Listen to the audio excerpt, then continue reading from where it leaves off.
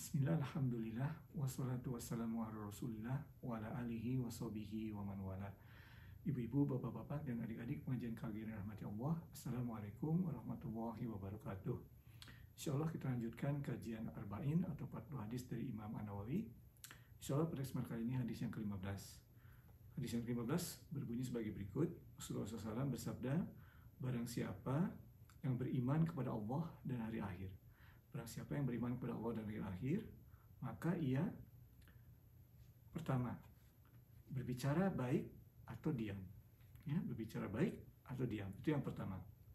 Barang siapa yang beriman kepada Allah dan hari akhir, yang pertama hendaknya ia berbicara baik atau diam. Yang kedua, diulangi lagi, Rasulullah SAW, barang siapa yang beriman kepada Allah dan hari akhir, maka ia harus generous atau harus murah hati kepada tetangganya. Kemudian yang ketiga, Rasulullah SAW kembali mengulang, barang siapa yang beriman kepada Allah dan hari akhir, maka hendaklah ia generous atau bermurah hati kepada tamunya. Ya.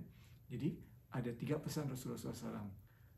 Pertama, diam atau berbicara baik atau diam. Yang kedua, muliakan atau bermurah hati kepada tetangga. Yang ketiga, bermurah hati kepada tamu. Ya, orang yang sedang bepergian kemudian bertamu ke rumahnya.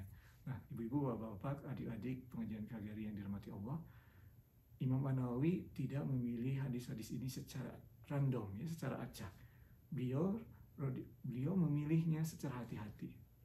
Beliau juga terkenal sangat hati-hati dalam memilih tingkatan hadis tersebut, ya, hadis sahih, sangat hati-hati.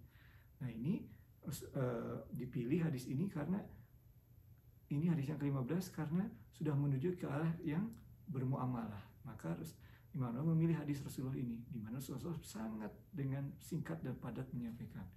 Dalam berhubungan dengan sesama, 3 hal, ingat. Kalau ia beriman kepada Allah dan hari akhir, ingat 3 hal. Pertama, berbicara yang baik atau diam. Kedua, murah hati kepada tetangganya. Dan ketiga, bermurah hati kepada tamunya. Nah, ibu-ibu, bapak-bapak yang dirahmati Allah, juga adik-adik sekalian, yang pertama, kita tentunya mengenal dalam kajian tazkiyatun nafs. Menjaga lidah itu penting.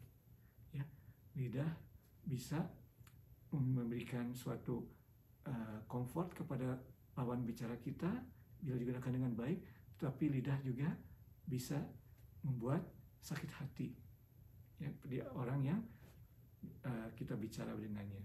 Ya, disebutkan juga dalam peribahasa, luka dari pisau bisa sembuh, tapi dari luka dari pembicara hati, ya, pembicaraan dari lidah ini, luka kalau kita berbicara yang tidak baik pada seseorang tidak akan pernah hilang.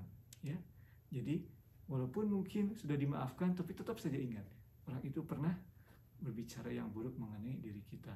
Itu makanya harus hati-hati. Rasulullah berpesan dalam hal ini, yang pertama sekali, ya, beriman pada hari akhir, atau beriman kepada Allah dan hari akhir, berbicaralah yang baik atau diam. Ya.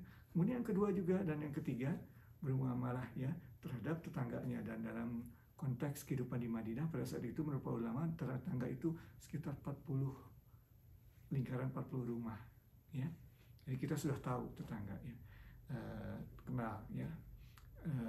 Kemudian tamu kita juga.